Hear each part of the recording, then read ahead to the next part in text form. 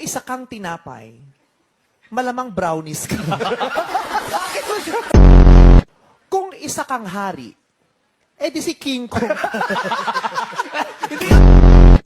Sa iyong palagay, meron ka bang karapatang mag-turtleneck? Bakit pwede na?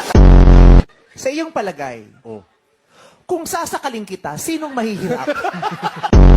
Sa iyong palagay, magdadamdam ka ba pag sinabihan ka ng kapitbahay niyong nek-nek mo? Sa iyong palagay, kailan ka maaaring magsuot ng choker?